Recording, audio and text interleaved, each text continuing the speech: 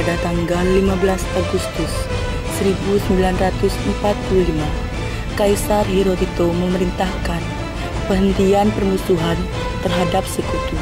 Setelah sebelumnya, yaitu pada tanggal 14 Agustus 1945, sekutu menjatuhkan bom atom di kota Hiroshima dan Nagasaki. Berita tentang gencatan senjata yang dilakukan oleh Jepang disiarkan di radio Jepang dan Tokyo. Ternyata siaran tersebut tertangkap di Indonesia dan Sultan Syahrir mendengarnya.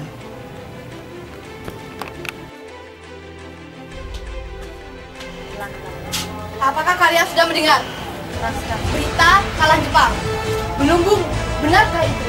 Apa yang terjadi dengan Jepang? Dan yang ku dengar, sekutu menjatuhkan bom di negara Hiroshima dan Nagasaki. Oleh sebab itu, Jepang melakukan gencatan senjata. Kalau gitu, kita harus segera memproklamasikan kemerdekaan. Benar itu. Jepang sudah tak ada wewenang lagi di negeri kita. Kita harus memanfaatkan momen ini. Baiklah, mari kita lakukan.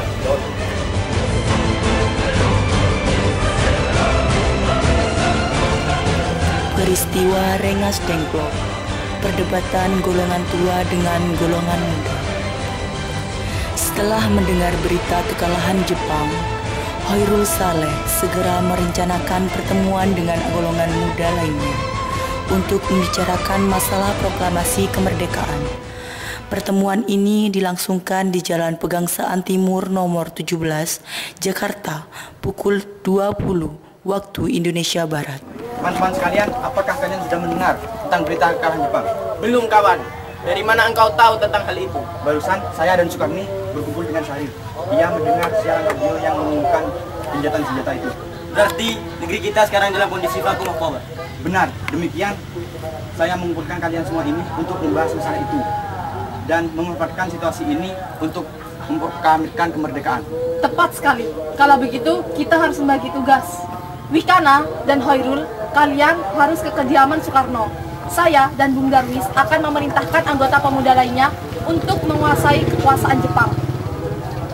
Baik.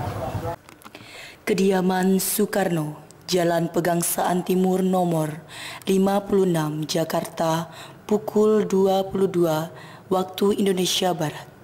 Terjadi perdebatan serius antara golongan muda dengan Soekarno.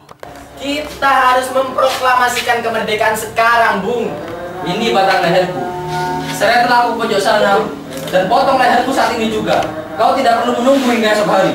Tapi ini saat yang tepat, Bung. Jepang telah kalah oleh sekutu. Dan tidak ada kuasa lagi di negeri ini. Mengapa kita harus menunggu? Rakyat sudah banyak yang menderita akibat penjajahan ini. Jepang adalah masa yang silam, Bung. Belum lagi kita harus melawan Belanda yang hendak menguasai negeri kita ini. Jika saudara tidak setuju apa yang saya katakan dan mengira Anda telah bisa menaklukkan kota sendiri, mengapa Anda datang kepada Soekarno untuk memproklamirkan kemerdekaan? Apakah kita harus menunggu dan di Jepang untuk memerdekakan bangsa ini? Kita bisa, Bung. Kita harus bangkit dan memerdekakan bangsa ini. Dan mengapa harus menunggu yang manis itu? Jepang telah kalah dalam perang manisnya. Kekuatan segelintir ini tak cukup dan bisa kalah dari kekuatan armada Jepang. Coba kau perlihatkan kepadaku, mana bukti kekuatan itu?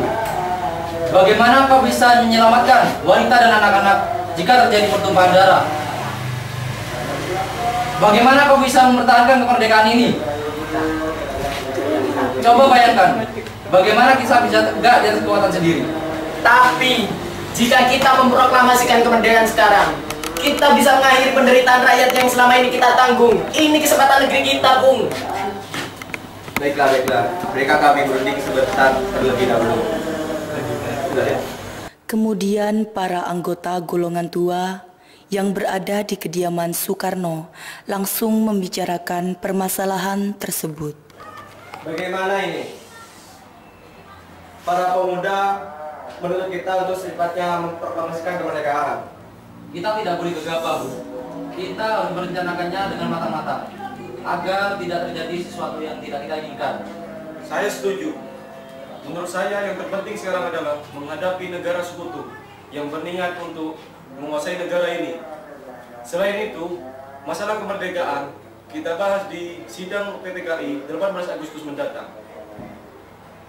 Lalu, bagaimana dengan pendapat teman-teman muda? Apa kita bebas saja? Ya, lagi pula mereka masih muda.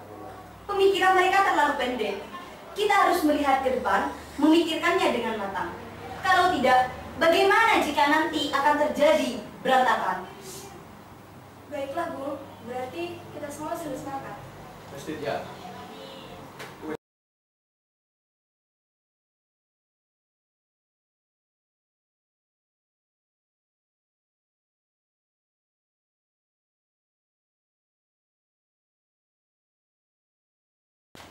Setelah kami berunding tadi, kami memutuskan untuk tidak tergesa-gesa untuk memproseskan kemerdekaan. Nanti kita akan dibicarakan oleh di sidang PPKI. Penculikan Soekarno dan Muhammad Hatta oleh para pemuda. Dengan berat hati mendengar keputusan tersebut, para pemuda pun meninggalkan kediaman Soekarno. Tetapi mereka tidak putus asa. Mereka pun menyusun strategi bagaimana membujuk Soekarno dan Muhammad Hatta untuk memproklamasikan kemerdekaan sesegera mungkin. Akhirnya, mereka memutuskan untuk mengasingkan kedua tokoh itu ke Rengas Dengklok agar terhindar dari desakan pemuda dan pengaruh Jepang di Jakarta. Tanggal 16 Agustus 1945 pukul 04 waktu Indonesia Barat, kediaman Soekarno.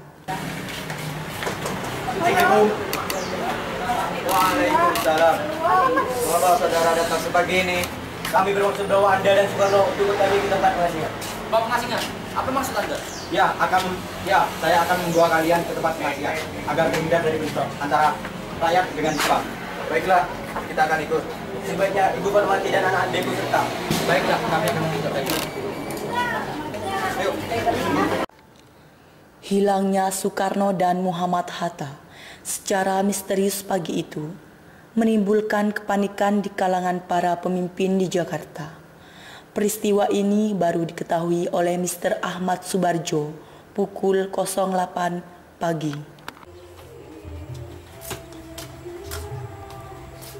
Bu Subarjo, selamat datang. Apakah saudara tahu di mana keberadaan Soekarno dan Bung Hatta? Maaf, kami berdua tidak tahu, Bung. Katakanlah kepadaku, di mana mereka sekarang?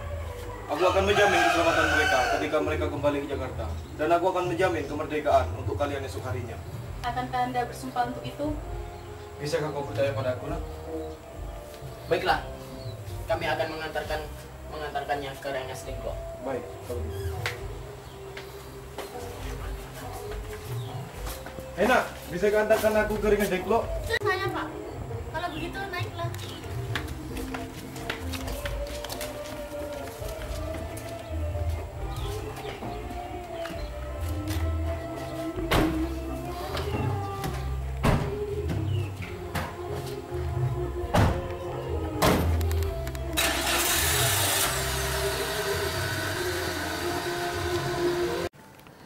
Perundingan dengan Soekarno di Rengas Dengklok.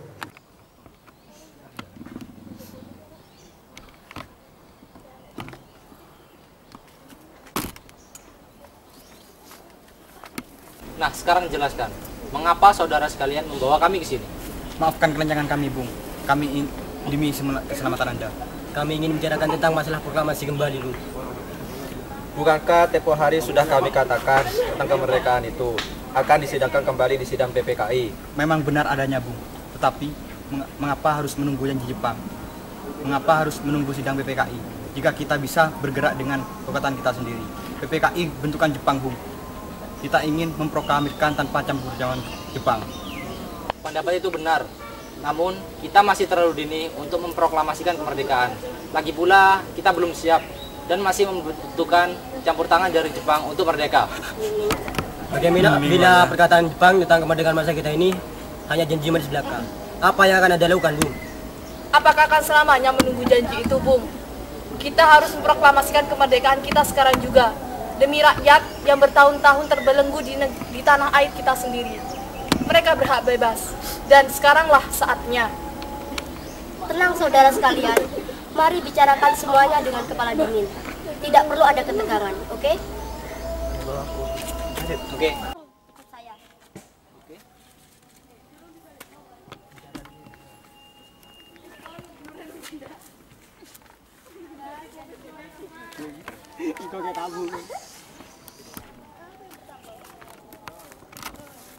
Saya mengerti perhitungan Anda berdua mengenai masalah proklamasi ini. Kita memang belum membicarakan, mempertimbangkan semuanya dengan matang.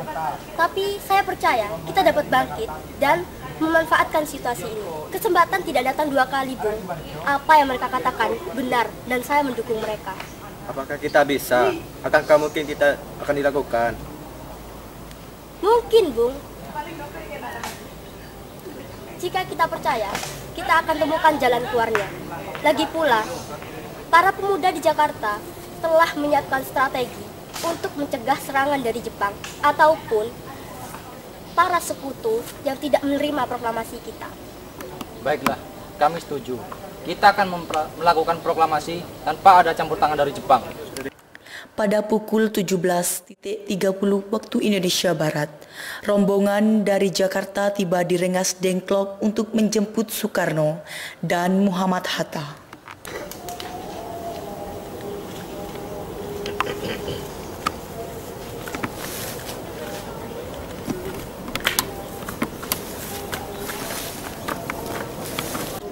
Syukurlah kalian bebek saja. Lalu bagaimana keputusannya? Kami setuju. Kemerdekaan ini akan dilakukan tanpa campur tangan Jepang. Lalu kapan kita akan melaksanakannya? Menurut saya, bagaimana jika besok? Pasukan pemuda di Jakarta sudah bersiap. Ya, jika mungkin kita akan melakukannya besok pagi. Selesai perundingan di Rengas Dengklok, semua anggota golongan tua maupun muda kembali ke Jakarta untuk membahas lanjutan rencana proklamasi kemerdekaan tanggal 17 Agustus 1945. Rumah Laksamana Maeda. Perumusan teks proklamasi tanggal 16 Agustus 1945 pukul 23 waktu Indonesia Barat. Rombongan tiba di Jakarta. Bagaimana jika kita membahas naskah proklamasi untuk mendeklarasikan kemerdekaan kita? Kita butuh tempat untuk membahasnya, Bu. Tapi hari sudah malam dan Jepang tidak akan mengizinkan kita untuk melakukan kegiatan sekarang. Apalagi jika mereka tahu bahwa kita membicarakan kemerdekaan. Saya punya ide. Kita akan meminjam rumah perwira Jepang, Laksamana Maeda. Maju.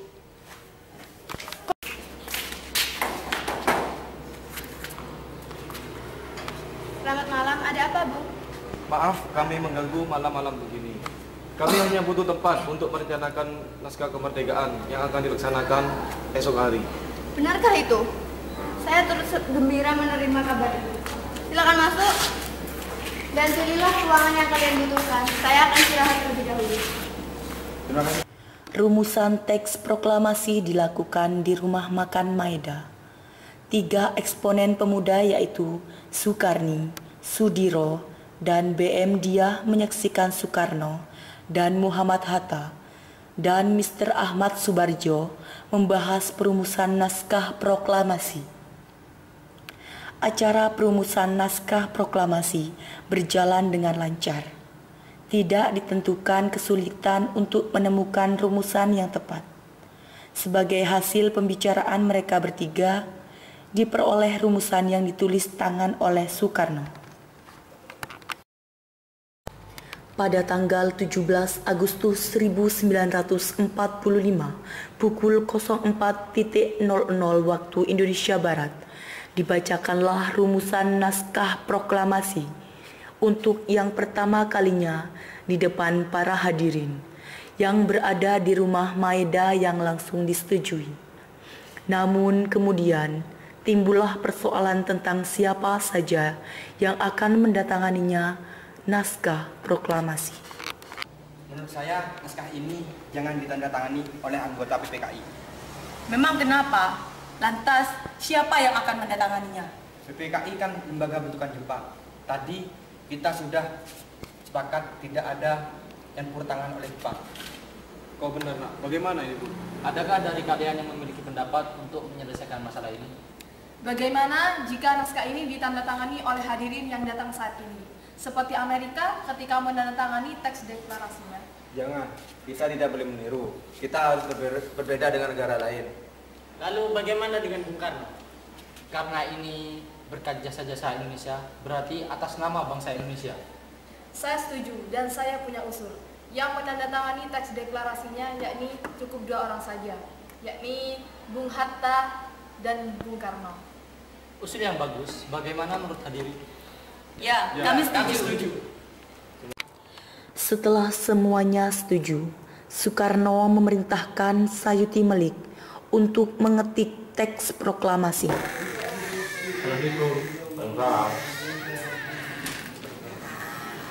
Tolong kau ketikkan teks ini. Baik, Bung. Sayuti Melik pun mengetik teks tersebut. Semua persiapan proklamasi rampung pada pukul 04.30 waktu Indonesia Barat. Lalu, semua hadirin pulang ke rumah masing-masing dengan perasaan gembira. Kemudian para pemuda mengirimkan kurir-kurir untuk menyampaikan bahwa saat proklamasi telah tiba. Mereka juga mengatur pelaksanaan penyiaran berita proklamasi kemerdekaan, menyebarkan beberapa pamflet ke penjuru Jakarta dan sekitarnya. Pengeras suara diusahakan adanya. Semua dilakukan agar rakyat dapat turut menyaksikan momen yang paling penting dan berharga untuk bangsa Indonesia. Pada saat yang sama, Soekarno dan Ibu Fatmawati sampai di kediaman mereka dan berbincang sejenak.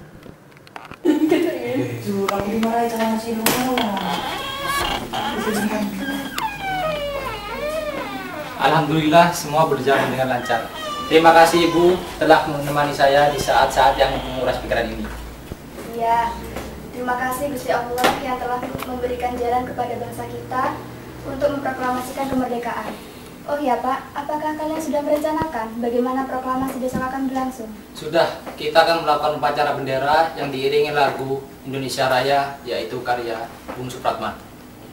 Bukankah kita belum punya bendera? Lantas bagaimana? Ya ampun, Bapak lupa. Bagaimana jika Ibu yang menjahitkan benderanya? Tapi Ibu tidak punya kain, Pak. Yang ada hanya kain merah dan putih. Lantas bagaimana? Tentu saja, buatlah yang sederhana. Yang penting kita bisa menyediakan. Ya sudah, kalau begitu kita namakan saja benderanya Sang Saka Merah Putih. Bagaimana? Baiklah, ide yang bagus. Ya sudah, sebaiknya belum bersiap sana untuk menyusun proklamasi yang akan dibacakan besok. Baiklah. Proklamasi kemerdekaan. Sesaat sebelum upacara dimulai, sebagai lambang awal kejayaan bangsa Indonesia. Siap Bu, saya akan menyuruh anak didik saya untuk mengibarkannya. Hei kalian, jaga baik-baik bendera ini. Kalian mendapatkan kehormatan untuk mengibarkannya pertama kali di dalam sejarah Indonesia. Siap, Komandan. Kami tak akan mengecewakan Anda.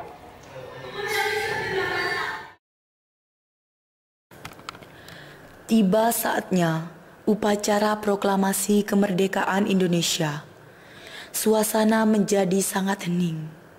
Soekarno dan Hatta mempersilahkan maju beberapa langkah dari tempat semula. Soekarno mendekati mikrofon dengan suara yang lantang dan mantap. Soekarno pun membacakan pidato pendahuluan sebelum beliau membacakan teks proklamasi.